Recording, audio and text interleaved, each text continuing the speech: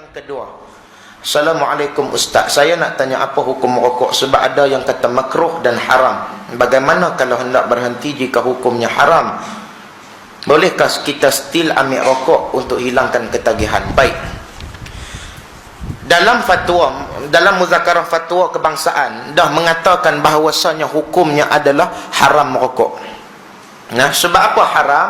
Sebab rokok ni dalil dia yang dipakai dalam Al-Quran, wala tulqu biaidikum ila tahlukah. Jangan kamu lemparkan, jangan kamu campakkan diri kamu masuk ke dalam kancah kebinasaan. Bukan takat rokok lah, apa juga benda yang boleh mudarat kepada diri jangan duk buat. Rokok ni satu benda yang dikatakan haram bukan sebab apa? Sebab dia merosakkan sistem dalaman. Lepas daripada tu dia memberi kesan buruk yang lebih teruk kepada orang yang menghidu, bukan kita yang hisap saja. Sebab tu hukumnya adalah haram. Dan saya cukup tak puas hati bila kata di Pulau Pinang buat apa dia, masjid bebas asap rokok. Bagus dah, daripada satu sudut bagus. Tapi yang diisap rokok siapa dia? Ustaz. Mulut sampai naik biru ni. Nak bagi tahnik pun nak takut kalau kata mulut sampai naik biru lagu tu berbau gudang garam nak masuk kurma kat anak kita.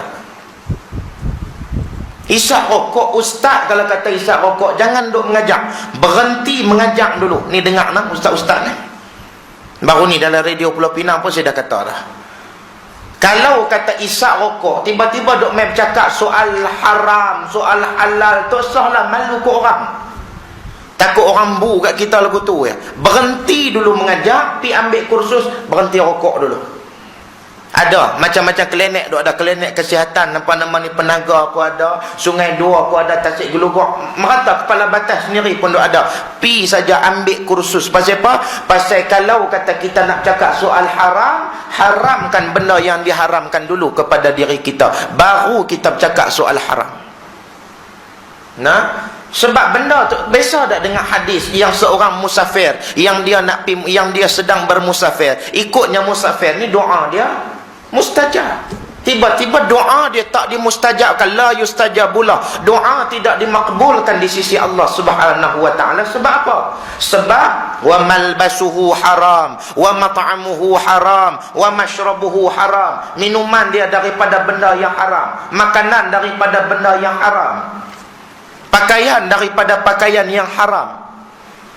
Memang daripada sudut rokok tidak ada hukum qat'i daripada Al-Quran dan hadis, tetapi ulama telah pun berijtihad bahawasanya benda itu adalah haram. Maka hukumnya jelas adalah haram. Sebab kita di Malaysia ataupun di dunia pada hari ini kita memakai 4 kaedah. Yang pertama pakai kaedah Al-Quran, yang kedua hadis, yang kedua kita pakai kaedah apa?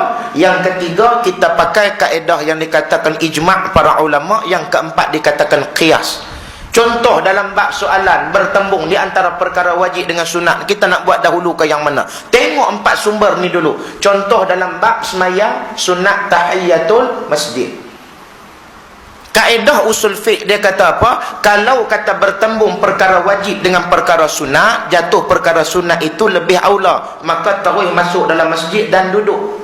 Persoalannya sekarang masih lagi ada hadis yang sahih daripada Imam Muslim, kata Nabi sallallahu alaihi wasallam, "Idza jaa ahadakumul masjid falyarka' rak'atain qabla an yajlis," atau kama qala Nabi sallallahu alaihi wasallam.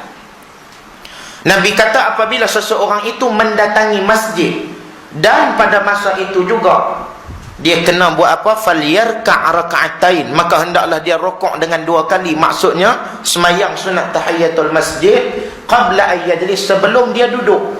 Benda ni timbul apabila ustaz tengah mengajar. Kita nak masuk mai dengar kuliah terus ke ataupun kita nak kena duduk terus? Kaedah usul fiqh dia kata apa? Apabila mendengar kuliah itu wajib, benda fardu ain, nak semayang itu sunat, maka terus datang duduk. Tapi sekarang ni persoalan dia ada hadis yang sahih.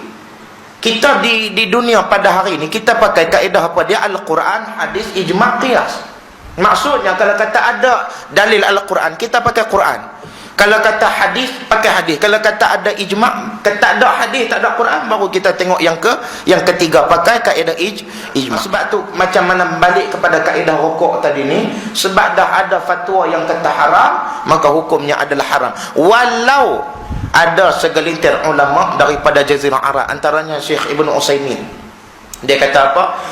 Hukumnya makruh bagi siapa? Bagi orang yang dia belajar nak berhenti merokok. Yang tu hukum dia makruh. Dia duk nak berhenti tapi dia pelan-pelan.